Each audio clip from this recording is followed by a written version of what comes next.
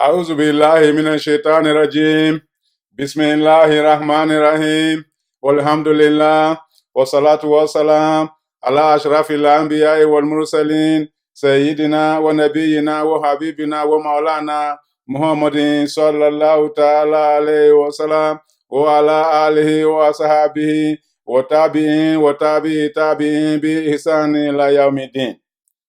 فإن خير الحديث كتاب الله وخير الهدي هدي محمد صلى الله تعالى عليه وسلم وشر الأمور محدثاتها وكل محدثة بدعة وكل بدعة ضلالة وكل ضلالة في النار.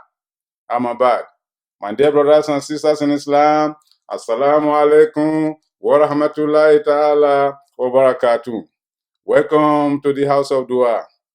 Welcome to the commencement of another beautiful series which we have titled The Quran from the Quran. Allahu Akbar Kabira. What a beautiful title. My dear brothers and sisters in Islam, I'm sure you know exactly what this book is all about. Al-Quran, the reciter, or the recited. Recited in the world we live in, recited by the angels in heaven, recited on the day of Qiyamah. This is the only book, the final testament, revealed to mankind by Allah subhanahu wa ta'ala, out of his determination and mercy, out of his mercy to mankind, to guide mankind to the straight path. He has sent down this book through his messenger Muhammad sallallahu ta'ala alayhi wa sallam. What do you know about this book? I'm sure you're going to tell me this is the revelation sent down to Muhammad sallallahu ta'ala alayhi wa sallam. I'm sure you're going to tell me that this is the book that the Muslims believe in. This is their book of prayer. I'm sure that's all you know about it. But that's not all. We ought to know more than that. Allahu Akbar Kabir. This book is like no other book. It's the final testament sent down to mankind by Allah subhanahu wa ta'ala out of his mercy to guide mankind to the straight path, to lead us into understanding our existence in this planet, how we can navigate the turbulence of this planet, and how we can return back to Allah subhanahu wa ta'ala for accountability. This is a book of intercession known as the Quran. My dear brothers and sisters in Islam, do you know that in this book, Allah subhanahu wa ta'ala has, mentioned this book in several ways, giving it different meanings, giving it different titles. And in the Holy Quran, there are over 700 verses of the Quran in which this book has been referred to. Allahu Akbar Kabira. My dear brothers and sisters in Islam, how often do you read the book of Allah? How often do you read this book? This is a book like no other book. As I said, it goes by different names. Al-Quran, that is the reciter or the recited. 2, it's also called Al-Furqan, that is the criterion, the one that distinguishes right from wrong. It's also known as Al-Dhikr, that is the reminder. But as a revelation, this book answers several names. Al-Huda, Al-Bayina, Al-Ruh, several names that Allah subhanahu wa ta'ala has assigned to it. Al-Kitab, Allahu Akbar Kabira. Zalika al-kitab, la riba fi, huda lil muttaqin. My dear brothers and sisters in Islam, how often do you read this book? This is a book like no other book.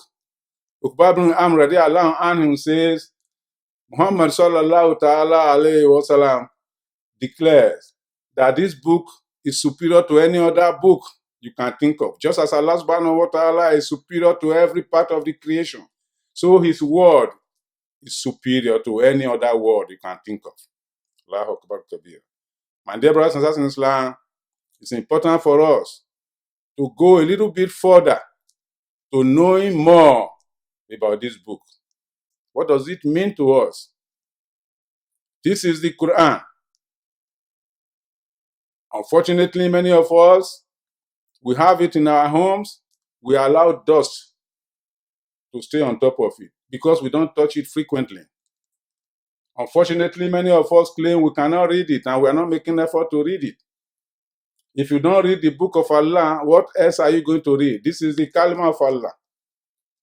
Everything in this book comes from Allah subhanahu wa ta'ala. There are several verses in the Quran in which Allah subhanahu wa ta'ala testified that this book is revealed by him. Inna nahnu nazalna zikra wa inna lahu lahafizun. Allah subhanahu wa ta'ala says, we revealed this book, and it is we who will protect the book from adulteration. Tanzilun min rabbil alamin. A revelation that comes from the Lord of the creation. My dear brothers and sisters in Islam, how much of this book do you know? It's not sufficient to read it page to page, but you don't know much about it. This is a book of salvation. This is a book of guidance. This is a book of intercession. This is a book of power. This is a book of prosperity. What else do you want? Allah subhanahu wa ta'ala has been so kind to us that he has sent down a book to guide mankind. And he says in this book, وَنُنَزِّلُ مِنَ الْقُرْآنِ مَا هُوَ شِفَاءٌ وَرَحْمَةٌ لِلْمُؤْمِنِينَ وَلَا يَزِيدُ الظَّالِمِينَ إِلَّا خَسَارًا. We have revealed in this book that which is a mercy to mankind, that which is a shifa, a remedy to mankind. But it's not going to be of any benefit to those who are wrongdoers. Wrongdoers in the sense that they don't believe in it. Wrongdoers in the sense that they abuse it. Wrongdoers in the sense that they neglect it. It's not going to be of any benefit to such people. My dear brothers and sisters in Islam, it's my honor and joy to come to you with this series designed to discuss in detail some of the verses in the Quran that Allah subhanahu wa ta'ala has revealed to us, talking about this book. Verses that are meant for our attention to understand more this book. These are the verses we'll be coming to you from now on. My dear brothers and sisters in Islam, as I stated, the Quran is a book that has no comparison. It's a book you cannot compare to any other book in the life we live in. This is a book that dwells in the heart of the Muslims. Allahu Akbar Kabir. Every Muslim in this world has one or two portions of this book in her heart or in his heart. It's the only book that Allah subhanahu wa ta'ala has allowed to dwell in the heart of mankind. There's no other book like that. This is the only book that people are able to memorize from one letter at the beginning to another letter at the end of the book. The entire book is memorized by those Allah has gifted the ability to memorize the book. There's no other such religious book on the planet whose adherents have been able to memorize. Why? Because Allah subhanahu wa ta'ala has not made that possible. This is the only book of salvation. This is the only book of guidance. It's important, therefore, that we should search every day what this book means to us. As I stated, it's a book of salvation. It's a book of power. It's a book of knowledge. It's a book of anything you can think of, guidance. In the hadith narrated by Uthman radiallahu anhu, the Prophet sallallahu ta'ala alayhi wa sallam said, Khairukum man ta'allam al-Quran wa 'allamahu. The best of you is the one who is able to read the Quran and also goes ahead to teach it to somebody else. My dear brothers and sisters in Islam, this is a very basic hadith referring to the virtue of this Quran. In the hadith narrated by Umar ibn Khattab radiallahu anhu, the Prophet sallallahu ta'ala alayhi wa sallam stated that in the life we live in, and even in the Akhirah, Allah subhanahu wa ta'ala, by this Quran, will promote some people and debase others. Allah subhanahu wa ta'ala will elevate some people and cause others to go astray. As stated in Surah Al-Baqarah, يُضِلُّ بِهِ كَثِيرًا وَيَهْدِي بِهِ كَثِيرًا وَمَا يُضِلُّ بِهِ إِلَّا الْفَاسِقِينَ. By this Quran, some people will be elevated, and by this Quran, others will be caused to go astray. They will be, debased. And who are those who will be debased? Those who are rebellious, those who disbelieve in the Quran, those who abuse the Quran, those who ignore the Quran. They will be debased. We ask Allah subhanahu wa ta'ala not to count us among such people. In the hadith narrated by Abdullah ibn Amr radiallahu anhu, the Prophet sallallahu ta'ala alayhi wa sallam stated that on the day of Qiyamah, those who are the Swahib al-Quran, that is the companions of the Quran in the sense that they read the Quran, they memorized the Quran. There's no doubt that by the honor of the Quran, they will be granted Jannah. But the question then is, what grade of Jannah would they go into? So on that day, they will be brought and they will be told, Ikra waratil kama kunta turatil fi dunya. Fa inna mazlataka inda akhirin aya takra'u biha. Read the Quran. Read it melodiously the way you were reading while you were in life. For your station in this Jannah will depend on how well you can read. And the last verse you are going to stop at. And they will keep reading. My dear brothers and sisters in Islam, this is how they are going to be selected into high levels of Jannah on the day of Qiyam. We ask Allah subhanahu wa ta'ala to count us among them. So the Quran is your companion in this life and will be your companion and your intercessor on the day of accountability. My dear brothers and sisters in Islam, Aisha radiallahu anha in the hadith she narrated says that those who memorize the Quran will be granted Jannah on the day of Qiyam. They will be among the companions, the highest companions. But those who struggle to read the Quran, even though they cannot read it very well, they will not only get the reward, their reward will be multiplied, will be doubled. Therefore, it's an obligation for us to struggle every day to read the Quran. I'm too old, it's not an excuse. I'm too busy, it's not an excuse. I'm too young, it's not an excuse either. I cannot speak Arabic, it's not an excuse. This is a book that Allah subhanahu wa ta'ala has sent down to mankind. My dear brothers and sisters in Islam, in the hadith narrated by Sa'id ibn Salim radiallahu anhu, he stated that the Prophet sallallahu ta'ala alayhi wa sallam said, whoever is gifted with the knowledge of the Quran, and that person considers himself not as important as the one who has been gifted with other gifts like money, like position, that person is actually in disrespect of Allah subhanahu wa ta'ala. For what can be a better gift than the gift of the ability to read the Quran and to understand it and to act on it? That's a better gift. And dear brothers and sisters in Islam, this book is like no other book. Therefore, we will try as much as possible in the series we are commencing now to go into the verses of the Quran that relate to this book and try to understand the message that Allah subhanahu wa ta'ala has sent to us through such verses. In today's presentation, we are looking at this book as a guidance. What did Allah subhanahu wa ta'ala say about it? Verse 2 of Surah Al-Baqarah, Allah subhanahu wa ta'ala says, ذَلِكَ الْكِتَابُ لَا رَيْبَ فِيهِ هُدًى لِلْمُتَّقِينَ. Allahu Akbar Kabir. This is a book without doubt. It's a guidance to those who are conscious of Allah subhanahu wa ta'ala. Pause a little bit, my dear brothers and sisters in Islam, and think about that. This book, without doubt, is a guidance to those who are conscious of Allah subhanahu wa ta'ala. Guidance in what sense? Think about your life generally. Think about your needs. Think about your challenges. Every now and then we want to accomplish a goal. Every one of us has a goal to accomplish.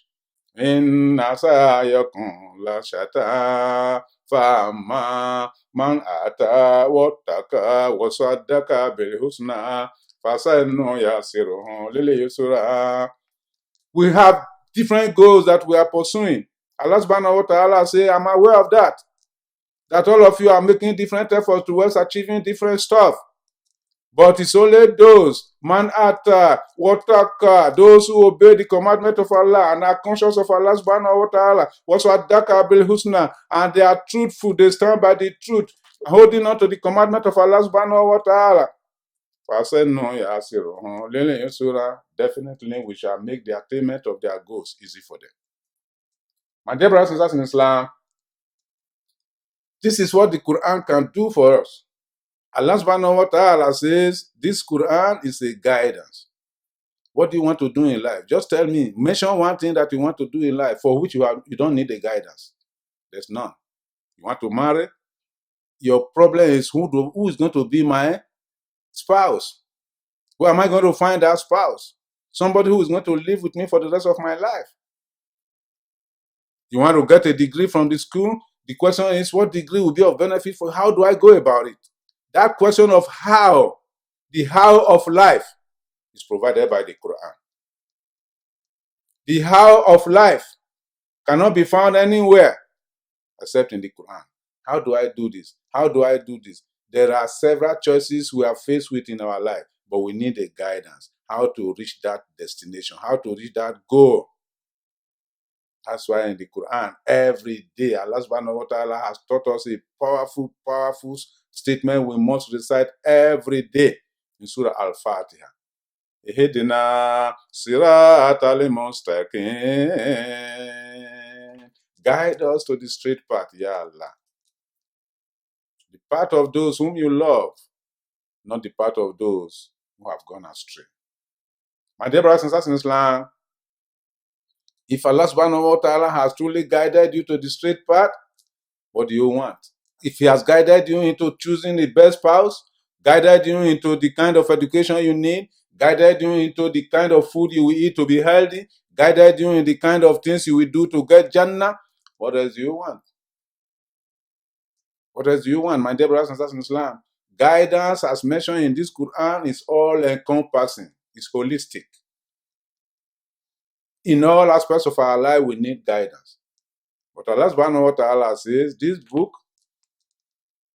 contains that guidance. ذَلِكَ الْكِتَابُ لَا رَيْبَ فِيهِ هُدًى لِلْمُتَّقِينَ. And out of His mercy, for us to truly realize this guidance, He sent His final messenger, Muhammad sallallahu ta'ala alayhi wa sallam, to come here and teach us the way of this book, to teach us how to accomplish our goals. In Surah Ashura, Allah subhanahu wa ta'ala told the Holy Prophet Muhammad, وَإِنَّكَ لَتَهْدِي إِلَى صِرَاطٍ مُسْتَقِيمٍ. Your duty, Ya Muhammad, is to guide people to the straight path. My dear brothers and sisters in Islam, we need guidance every day. Unfortunately, many of us get distracted and we are seeking that guidance from other sources.